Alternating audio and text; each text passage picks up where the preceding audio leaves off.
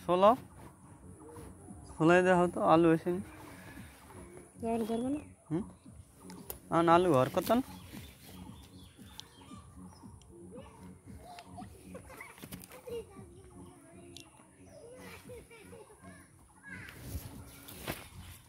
তোমরা লাগাই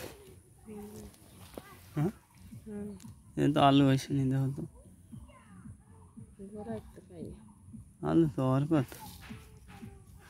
হবে অল্প দিন এসে না দেখো তো ভালো দেখো আরে আর একটা দেখো যদি হয় বললে খাইতে আর মান